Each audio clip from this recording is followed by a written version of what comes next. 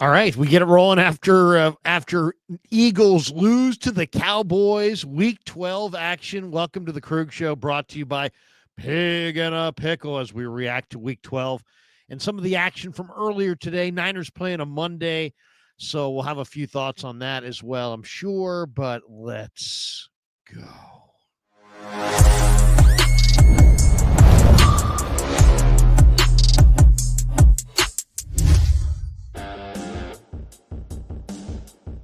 All right, off and running on the Krug Show. Sunday, rare Sunday in the home studio, but that's where we are today. Week 12 of the NFL is going on as we speak. Rams getting ready to play the Buccaneers in Sunday Night Football. I took the Rams. Feel pretty good about the Rams tonight. I think they'll win. I think they'll probably cover. But welcome to the Krug Show, brought to you by Pig and a Pickle. The best barbecue in all of Northern California is Pig and a Pickle. Check them out. They're in Emeryville. They're in Corte Madera. And they're soon to be in Petaluma. That's right. And we will be in Corte Madera on December 7th for the Krug Show meet and greet. We'll put out the flyer as soon as Kev gets it, gets the right location on there. But yes, we are going to be at Pig and a Pickle on December 7th for the Krug Show meet and greet. Stop by, have some barbecue, have some brisket, have some chili, have a beer, maybe go a little Christmas shopping, watch some ball. Niners during the bye week will be hanging out all day. Stop by and say hello. We'd love to see all the Krug Show fans out there. So we appreciate all you guys. And also we're trying to help out Pig and a Pickle and they've helped us out for many, many times. So it's always great to have events there at Pig and a Pickle and bring people into the restaurant and let you guys check it out firsthand. And we'll do a little meet and greet. We got a signed, autographed Ricky Pearsall mini helmet to give away to one lucky Krug Show watcher who comes to the shenanigans. So we'll do that. I'm not sure exactly how we're going to give that away, but we will. We have that courtesy of Anthony Catania, our other sponsor at Sharp Corner Sports Cards and Collectibles, and Anthony Catania helping out with the Krug Show meet and greet. So thanks to Anthony. All right, let's get right into it. 49ers off today, week 12, gave me plenty of time to hang out in front of the couch. I just finished watching Dallas upset Philly. Philly had a 21-0 lead and gagged it away. And once again, this kind of goes right to maybe the Niners should have done something more at the trade deadline, because Philly's supposedly the big bad bully in the conference. And they just lost to Dallas. And Dallas, we know, is not that good.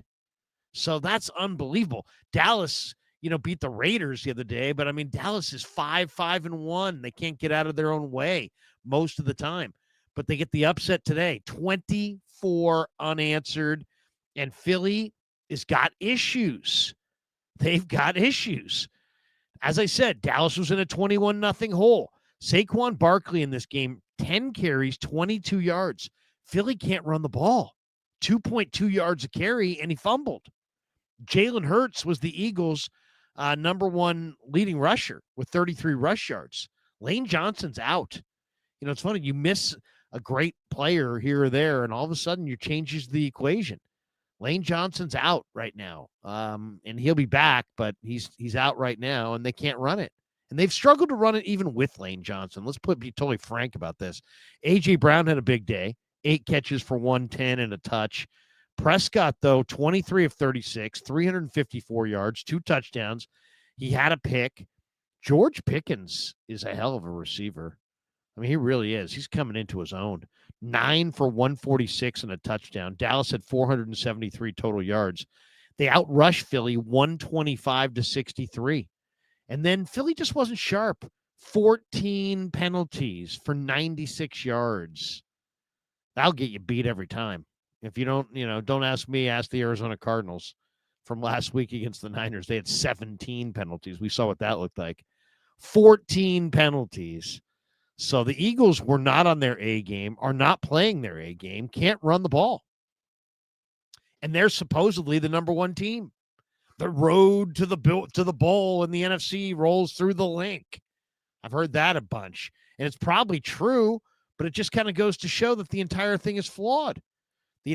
Every team in the conference has some major flaw or something that just says, you know what, not quite Super Bowl worthy. So we'll see about the Rams tonight against Tampa, but Philly, wow, Philly, they did not look good. Did not look good at all. I mean, they make some plays on defense, but it looked like they had an injury there at the end. They've struggled with that corner spot opposite Quinyon Mitchell all year. They tried Jair Alexander, didn't work.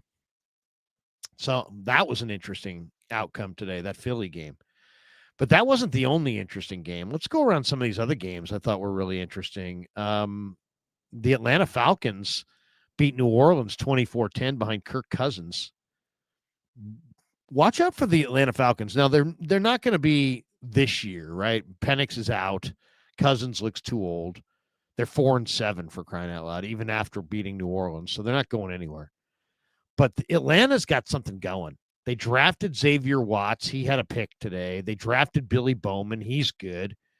Jalen Walker, James Pierce off the edge. They've got a nice defensive line. They've got some good weapons. I mean, I don't know.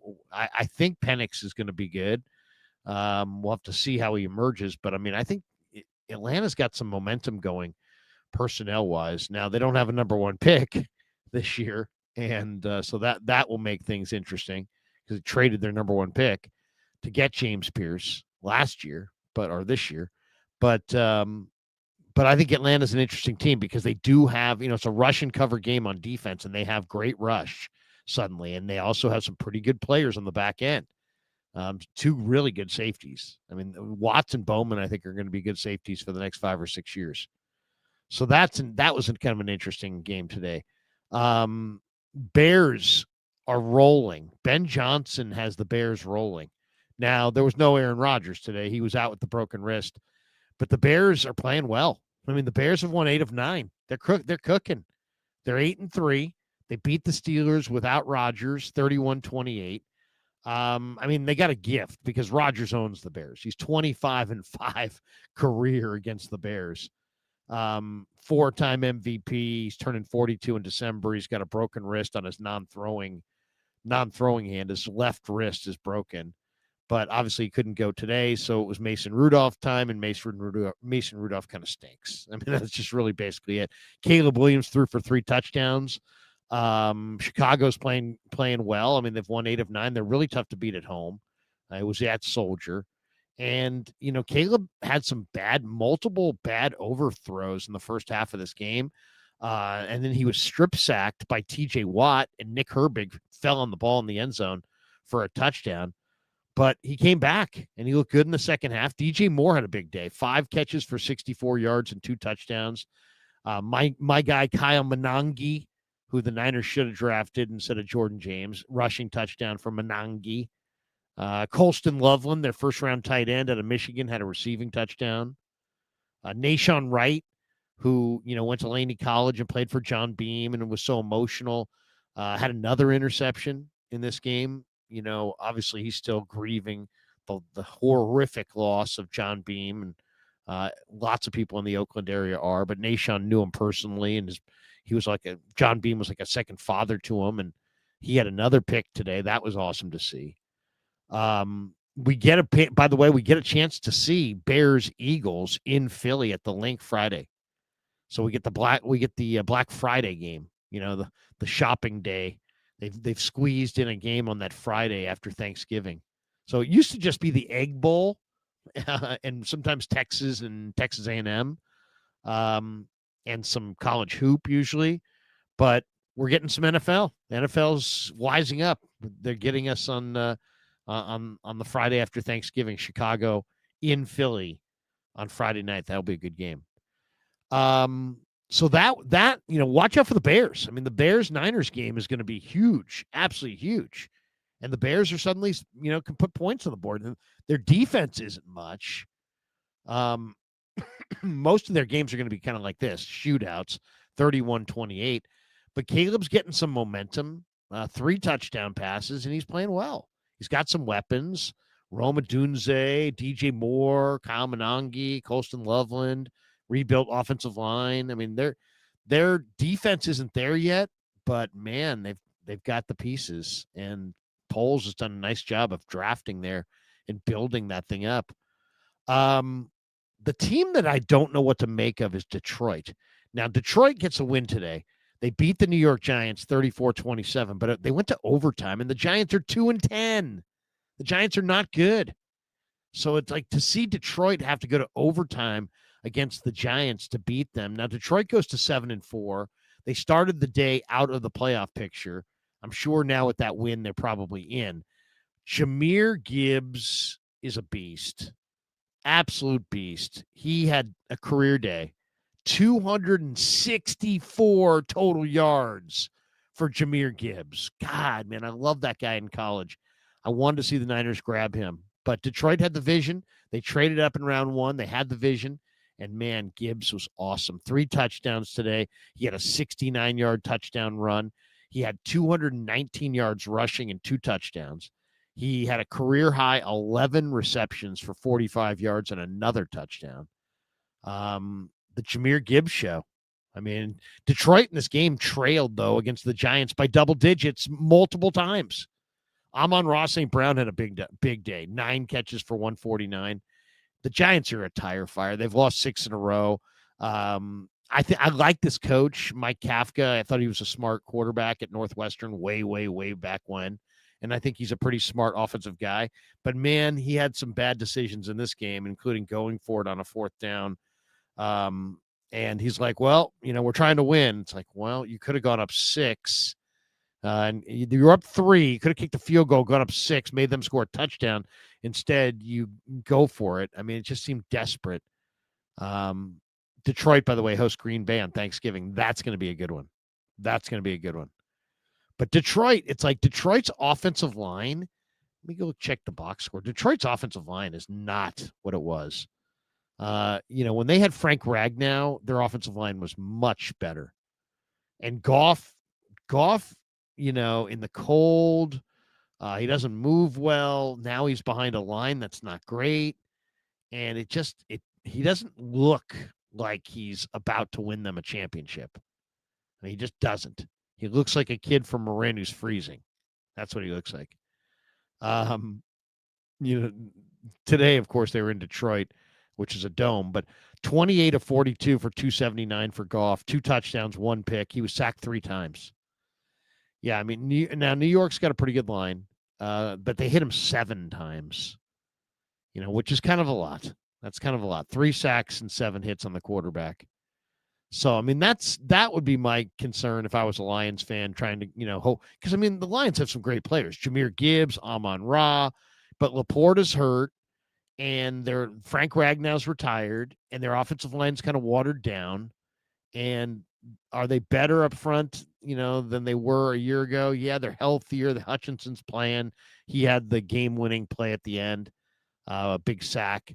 So, I mean, he's the guy, but, I mean, they still, I mean, Roy Lopez has given them some nice work up front. That was a nice get. The big defensive tackle, he's helped them a lot. Brian Branch is a great player. Jack Campbell had 11 tackles. So, I mean, this Lions defense gave up 27 to the Giants, at home. And this is not the Giant. This is not even the Jackson Dart Giants. This is the Jameis Winston Giants. This isn't the Cam Scattaboo Giants. This is the Tyrone Tracy Giants. This isn't the Malik Neighbors Giants. This is the Wan'Dale Robinson Giants. By the way, Wan'Dale had a day. 9 catches for 156 yards and a touchdown for Wan'Dale. So that game a little bit kind of stood out. Just the fact that Detroit was life and they get this awesome performance out of Jahmyr, and yet they're life and death to beat the New York Giants at home. And if it was like a division rivalry, you'd be like, oh, okay, I get it. It's a division rivalry. These teams know each other, but it's not. It's not a division rivalry. So I don't know. Detroit, doesn't quite look like they're peaking or building towards anything amazing. And now let's talk about some of these other games as well. I mean, Green Bay got a win at home over Minnesota, 23-6. Emmanuel Wilson stepped in for Josh Jacobs, who was hurt, and the former Division II star from Fort Valley State had a big day. 107 yards and 2 touchdowns in the Pac win going away 23-6. But Minnesota's bad. Minnesota's circling the drain. They're 4-7. I think they've lost 5 out of 6 too. I mean, they got up to a nice start and they're 4-7 and they've lost 5 out of 6 recently. So they're not playing well. I mean, how about this for a ridiculous stat? Second half. This is not made up. This is an honest to goodness stat. Second half of Minnesota Green Bay at Lambeau today. Minnesota had 4 net yards of offense and were -3 in turnovers. They had 3 turnovers and 4 net yards in the entire second half. I mean, Green Bay forced 3 turnovers in the game. They had 5 sacks, 2 from Devontae Wyatt, 2 from Micah Parsons. They really got after it. Green Bay's got all kinds of their own issues at wide receiver, on their offensive line. They've got their own issues. I don't know if they don't look like they're peaking either, but Minnesota's bad. Like if you're going to bet on a team or bet against a team, you might want to bet against Minnesota because they're bad right now. They really are. How about the team the Niners get after Carolina, the Browns? Let's talk about that game for a second. Whoa. The Browns go to 3-8, which it doesn't sound good and isn't good. And they beat the Raiders, and the Raiders are a tire fire. The Raiders are so dead. Raiders are so dead right now. It's unbelievable. 24-10 was the final. But it was Shedeur Sanders' first start, and he made a couple of amazing plays. He was 11 of 20 for 209 yards, a touchdown, and a pick. So that doesn't sound very good. That sounds about right, to be honest, about what I would expect from Shedeur.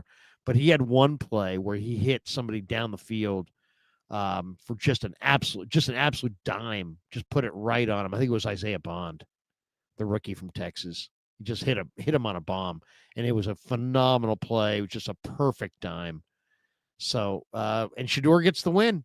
Quinshon Judkins was the star. He had 2 touchdowns. He's the guy, man. There'll be a lot of talk about Shedeur this, Shedeur that, but that's not the rookie you got to worry about. It's these next 2 rookies. It's Quinshon Judkins, who had 2 touchdowns on offense, and then it's Carson Schlesinger. You got to get Schlesinger blocked. The UCLA kid is amazing. He had 11 tackles today, 6 solo, a TFL. Schlesinger is just a high-volume guy. But the Niners, the big problem in this one is that Shanahan's offenses don't measure up well, usually, against this wide 9, which is why Shanahan runs it himself. But now here comes Jim Schwartz. Cleveland today, guys, had 10 sacks.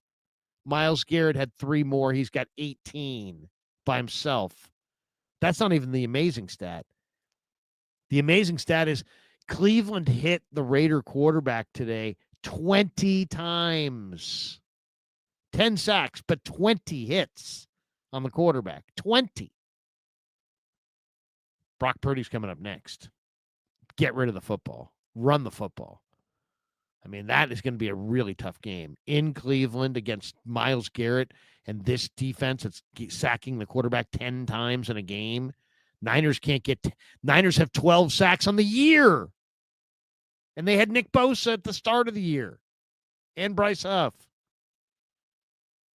And this team had 10 sacks today and 20 hits on the quarterback and 13 tackles for loss. That's not going to be an easy game. Not because of Shedeur, but because of Judkins in that defense. Judkins in that defense is the real deal. Pisses me off, too, in the KBR Fantasy League. I should have gotten Judkins. I had it down. I wanted to get him like 2 rounds earlier. I knew he was going to have a big year. 4-4, badass from Ohio State, Ole Miss, awesome. Awesome back. Can't miss, fantasy stud. And I just didn't take him. I took somebody else, got distracted. I was doing a radio show in the middle of the draft. Didn't take him, and it's burned me all year. He's really, really good. Quinshon Judkins. He went to Marcus Boucher in the KBR League. Probably the difference between me winning the league and not. Unbelievable. I missed out on Quinshon Judkins. Seattle today. beat the Titans 30-24 in Nashville. Titans, Niners better beat Tennessee. Tennessee's 1-10. They've lost 6 straight. They got a rookie quarterback. They're raw. They're young. They're pretty good on the line of scrimmage defensively with Simmons. But come on, you got to beat Seattle, or you got to beat Tennessee, and Seattle did today to go to 8-3.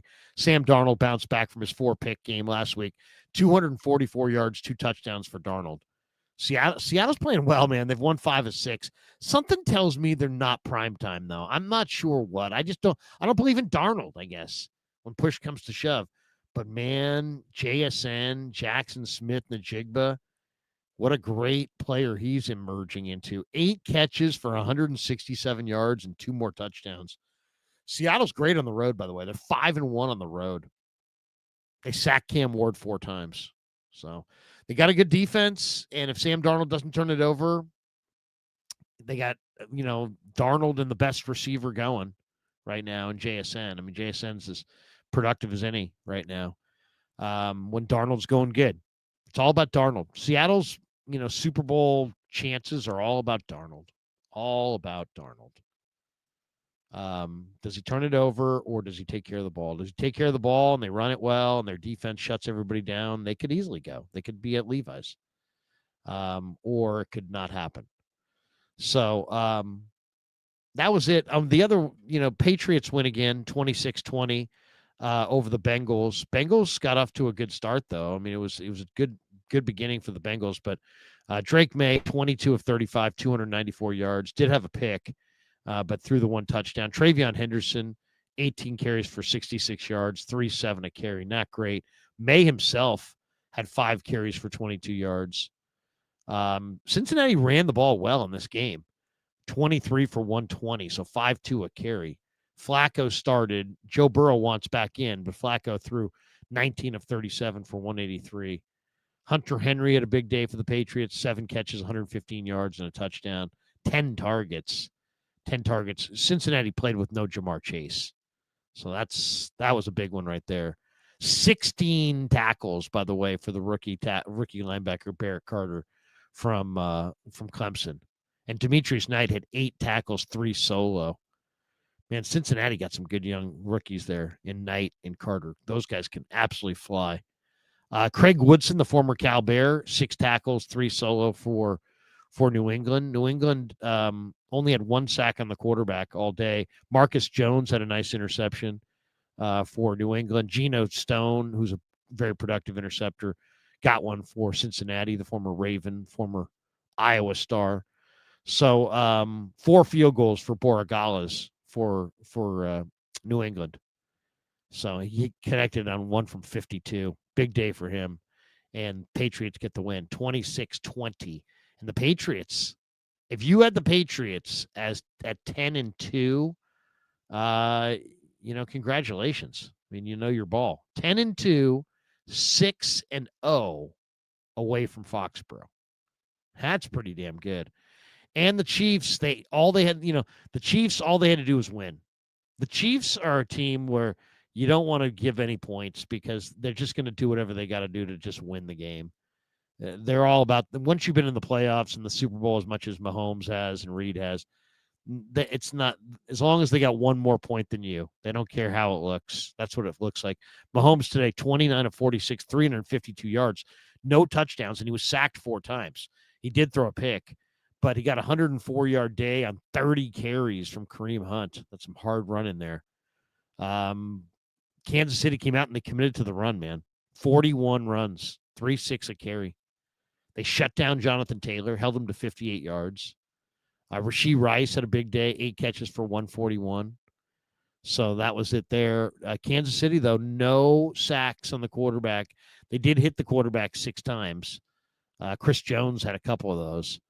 But no sacks of Daniel Jones. While, as I said, Mahomes was hit 11 times and was sacked 4 times.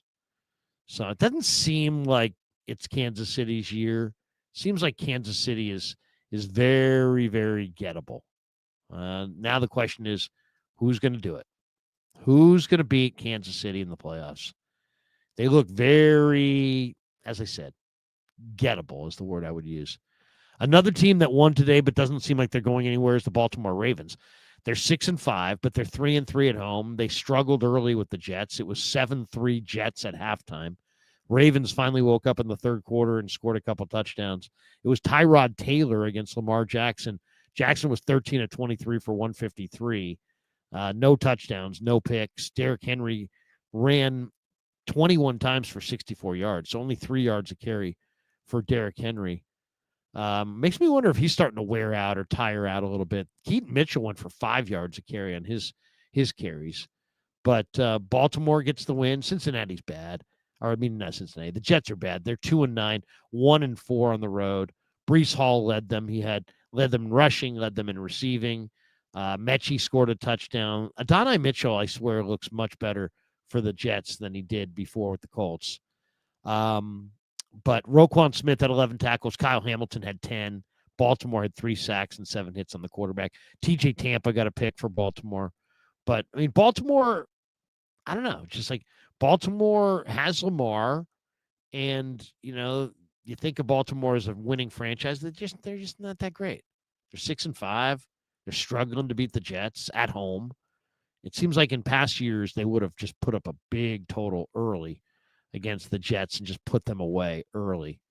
And then the Jaguars beat the Cardinals. That was another game, kind of a lot of people were saying, hey, man, the Cardinals are really they are tired of being pushed around. They are tired of the way they played last week, and they're going to be much better this week.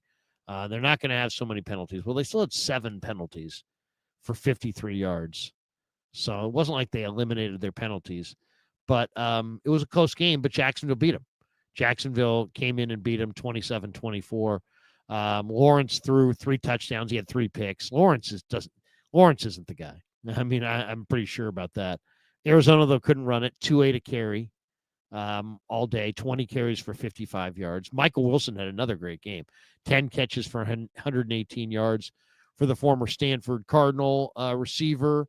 And Arizona had 3 sacks. Walter Nolan played well in this game. I saw, let me see what the box score said as far as tackles. It shows him with no tackles, but he did get a touchdown.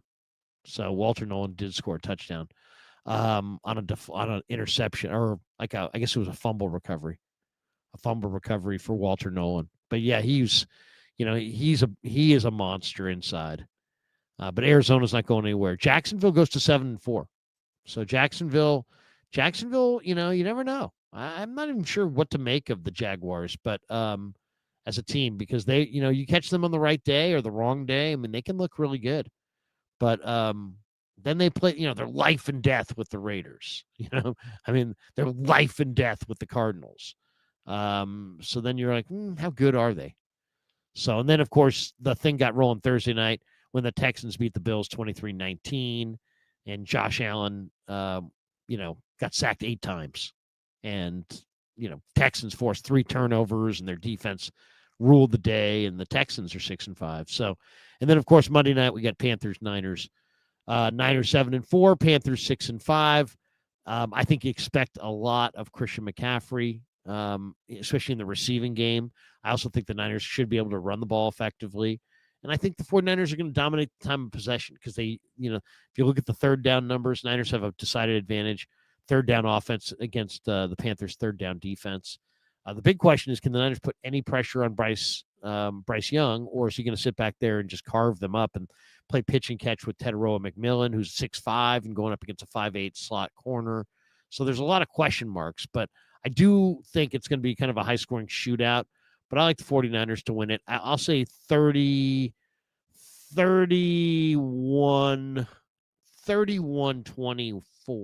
49ers. 31-24. That's kind of how I see that one.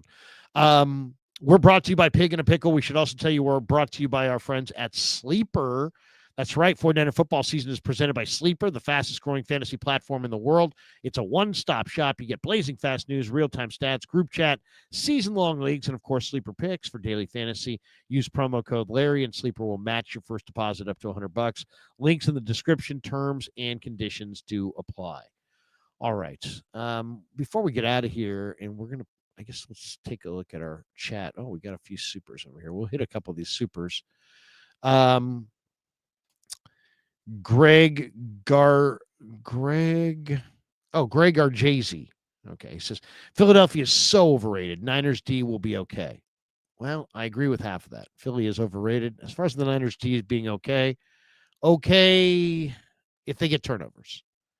If they're really good on special teams, dominate the time of possession on offense, and get turnovers, they got a shot. Thomas Selman. LOL. I live near Atlanta. They suck. Terrible organization. There you go. Well, Arthur Blank is very charitable, but they don't win a lot. Bill Kennedy says if we only had a pass rush, penny pinching Yorks. There you go. I don't know why the Niners weren't active at the deadline. Maybe they didn't want to trade draft picks. Maybe they didn't want to add money. Maybe it was penny pinching. Maybe it was draft pick hoarding. But they needed help. They didn't get it. Everybody else can analyze the why it didn't happen and so on and so forth. But it didn't happen. But I do want to, before we get out of here, I do want to comment on, I find it really interesting that here we are, yesterday the whole story was Brandon Ayuk had all of his guaranteed money voided and, looks like they're headed towards a divorce. And then it's like the reports today are like, well, he could be back soon. It's like, what? I mean, is he going to play? Is he not going to play? Is he going to be on the team? Is he not going to be on the team? How about just some basics? Let's just have some basics. Enough of who hates who and what was said to what and who was said to, who said what to who and when, all that crap. That's a bunch of stuff that doesn't matter. How about just some basics on this?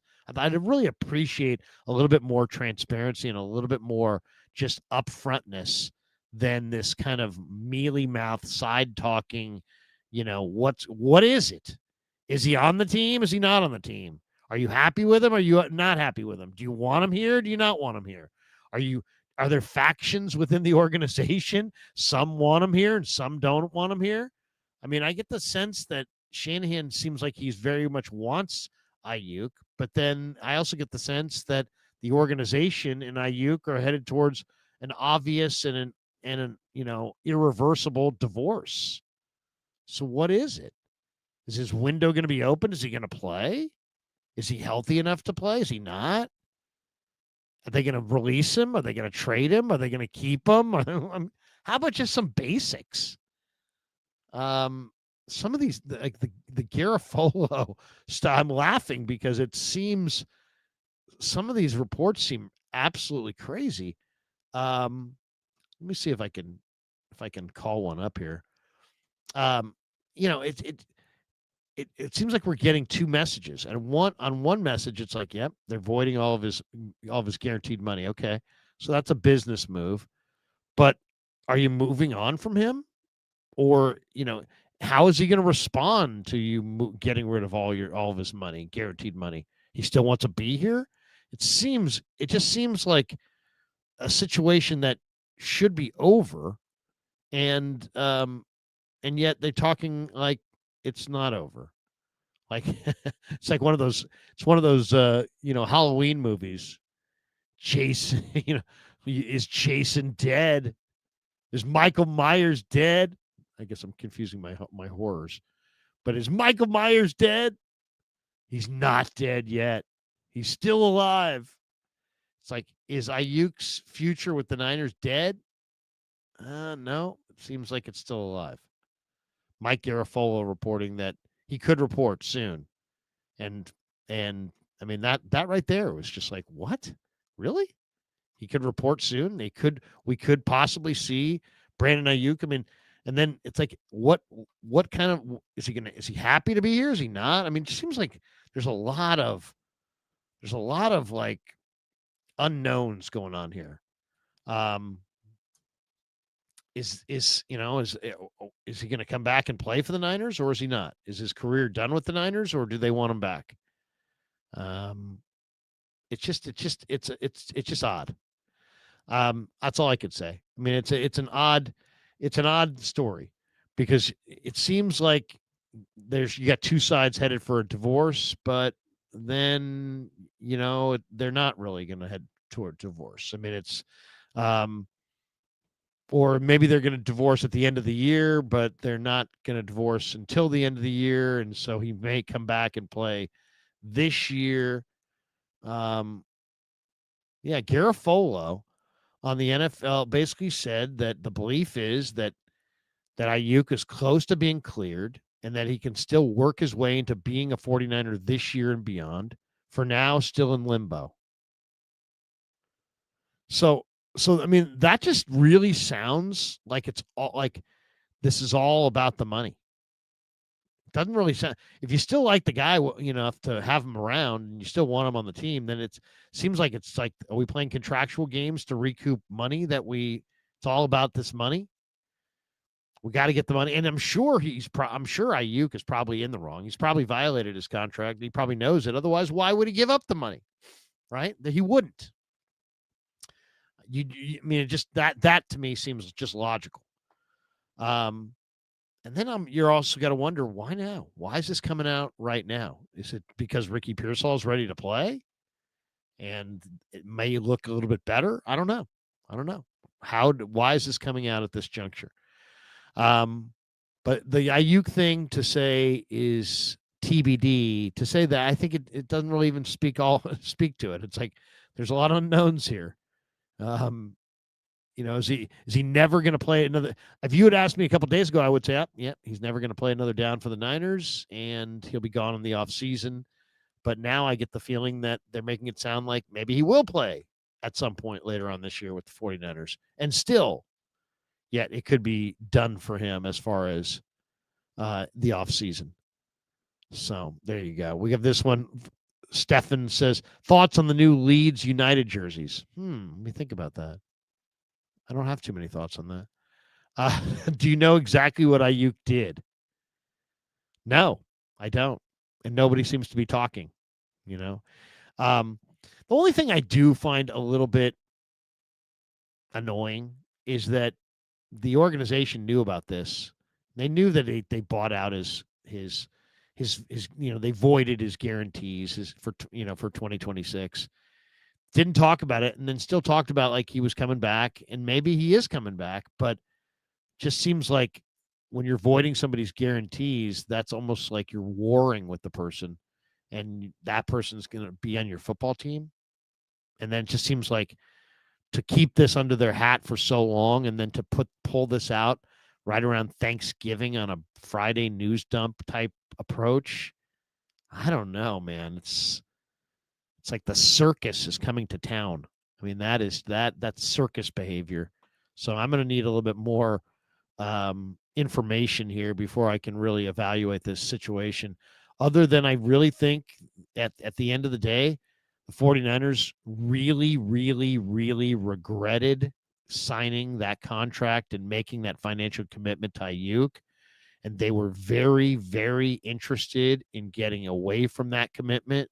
And then Ayuk, it sounds like, gave them an avenue where they could possibly walk away scot-free, and they took it. And he's not going to fight him on it because he knows he'd lose. That would be my read. But now all this next day stuff where, well, he might still be here. He might still be on the team. He might still be back in a week. Well, I don't understand how that could be a tenable situation, but who knows? That's what makes me think this is very much a circus. So we shall see. But I do not. The question is, do you know what he did? No, I don't know what he did. And then did Kev have something up there? Oh, look at this. Thanks for watching, everybody. We'll be back later. Look at that. Now that's a moderator, damn it. That's a moderator. All right. Thanks to Pig and a Pickle for being the title sponsor of the Krug Show. Thanks to Sleeper for sponsoring this video and this live stream. We are going to come back and do another one after the Sunday Nighter. After the Rams Bucks, we'll do another live stream afterwards. Maybe Kev will make an appearance. Wouldn't that be nice? we can see what the new haircut looks like. You got the new haircut, but I haven't seen it, and now we can see. We got this one from Half Dead. He says, "Later, Larry. All right, everybody, have a great night. Enjoy that Sunday night football game. Enjoy a Sunday without Niner ball. But we got a full Monday. Damon's going to stream with me at 9 a.m. I'll be on KMBR with Papa and Silver in the mid-morning as well. We'll do a preview video on the game. And then, of course, I'll be on the pregame show on KMBR with Adam Copeland and Todd Husak and Tracy Sandler and Tim Webb, as well as the postgame show. And then we'll do our own Krug show postgame with all the fellas after it's all said and done. So tomorrow, I better get a lot of sleep tonight because tomorrow is going to be big. But enjoy the Sunday night game. Thanks for tuning into the Krug Show. Don't miss the meet and greet December 7th at Corte Madera, Pig and a Pickle. We'll be there all day December 7th, hanging out, drinking beer, having some root beer, having some barbecue, and just chopping it up, talking some ball, and hanging out. So looking forward to seeing a lot of you there. And that's enough for now. Peace. Yeah, never met a man I've been scared of. Careful, you gon' get